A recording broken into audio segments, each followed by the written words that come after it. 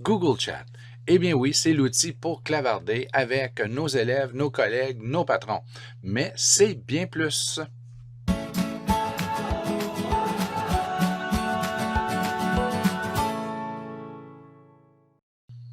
Salut tout le monde. En effet, Google Chat est l'appli appelée à remplacer Google Hangouts.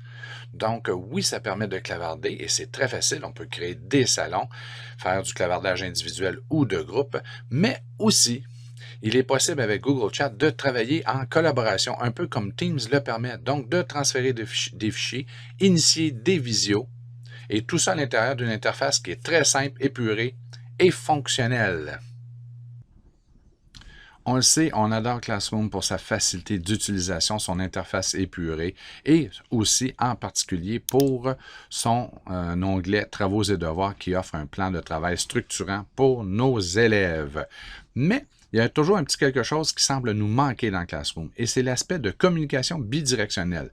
Oui, le flux nous permet d'envoyer des annonces aux élèves, permet aux élèves de réagir par rapport à nos annonces si on le désire, mais l'aspect de clavardage de visio nous manque dans Classroom. Il y a une raison pour laquelle il y a une grosse différence avec Teams, c'est que Google a décidé de séparer Classroom de l'outil de visio et de l'outil de clavardage.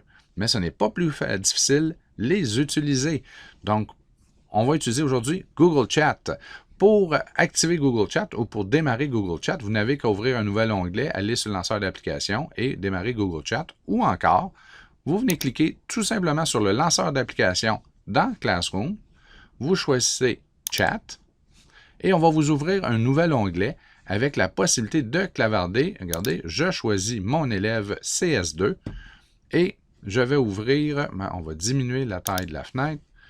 Je vais ouvrir mon autre fenêtre que j'ai ouvert dans une session de navigation privée. Donc, la communication va peut-être prendre une petite demi-seconde de plus que ce qu'elle prend en temps normal puisqu'elle n'utilise pas le cache de Chrome. Donc, allons-y. Élève CS2, je veux lui écrire un message. L'interface, on ne perdra pas trop de temps sur l'interface. Vous allez voir, c'est simple. Vous avez votre statut ici que vous pouvez modifier temporairement ou de manière permanente. Vous avez le bouton pour ajouter des gens. Ajouter un groupe, faire un message de groupe, créer un salon qui est une espèce de pièce de conversation que l'on crée et qui est permanente. Vous pouvez parcourir les salons déjà existants, trouver des bots, c'est des applications qu'on peut ajouter et évidemment inviter des gens à joindre une conversation. Donc, vous avez l'outil ici, vous avez vos contacts, vous avez des salons, donc des pièces de conversation que vous avez créées, probablement une avec le nom de votre classroom. Vous pouvez le choisir ce que vous voulez ou non. Et vous pouvez même, si vous cliquez sur les 3 points, suivre des conversations s'il y a des conversations que vous jugez prioritaires. Donc, on pourrait faire suivre et la conversation sera toujours épinglée ici au haut de l'écran. Vous pouvez voir qu'il y a un message qui m'attend ici dans Formation Classroom. Donc, j'ai un élève de mon Classroom qui m'a écrit ou un collègue et je devrais aller voir normalement si je suis un peu curieux. Bon, je vais y aller. Donc, allons-y. C'est un bonjour prof. Je vais maintenant retourner à l'interface. Vous avez la boîte de saisie au bas, à peu près comme toutes les applications de messagerie.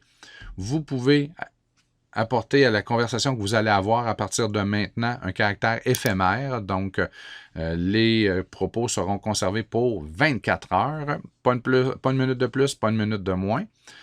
On va désactiver ceci. On peut télécharger des fichiers à partir de l'ordinateur, de Google Drive. On peut démarrer une visio, un peu comme dans Teams. On peut démarrer une visio avec la personne ou les personnes qui sont présentes.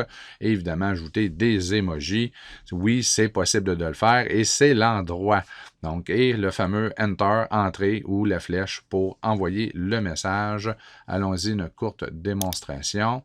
J'ai ici mon compte prof.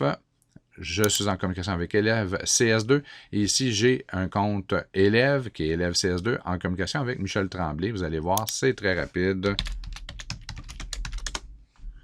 Ça se passe après en une demi-seconde et l'élève peut répondre.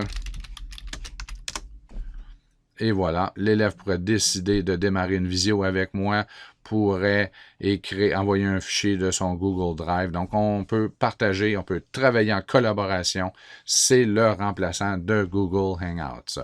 Maintenant, avant de terminer, vous pouvez facilement installer, et on vous encourage à le faire ou à le faire faire à vos élèves, d'installer Chat sur les appareils mobiles. Ça fonctionne de manière identique et ça va vraiment bien.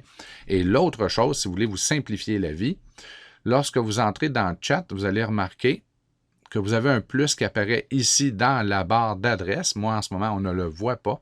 La raison pour laquelle on ne voit pas le plus, c'est que j'ai déjà l'application d'installer qui est ici. Regardez, sur le bureau, je l'ai ajouté à la barre. Donc, en un clic, je peux toujours me rendre à mon module de clavardage pour discuter avec les gens. Et je peux le fermer ou tout simplement le réduire et il est ouvert en arrière-plan. Donc, c'est Google Chat, c'est un outil très simple, il n'est pas lourd, donc il ne ralentit pas l'ordinateur, et vraiment efficace, amusez-vous bien. Et évidemment, quand vous créez des salons, évidemment, ça vous permet en tant qu'enseignant de pouvoir modérer des conversations à l'intérieur de celui-ci, mais vos élèves peuvent se créer aussi des salons. Donc, il faut quand même les accompagner là-dedans et ils peuvent converser en privé. Donc, rappelez-vous, ils peuvent avoir des conversations privées sur lesquelles vous n'avez pas le contrôle. Donc, éduquer, c'est toujours une bonne idée. On leur démontre, on leur explique c'est quoi un comportement acceptable. Et bonne conversation. À la prochaine. Tu as apprécié cette vidéo? Alors n'hésite pas à t'abonner à la chaîne YouTube Récit dès sa mort et tu peux en profiter pour cliquer sur la petite cloche à côté du bouton abonner pour pouvoir être notifié lorsqu'il y aura de nouvelles vidéos d'ajoutées. Aussi, si tu peux nous faire un j'aime, donc un thumbs up, le pouce, on apprécierait beaucoup. On n'en tire pas plus de revenus publicitaires. Par contre, ça nous encourage et ça nous permet de savoir ce que vous appréciez le plus.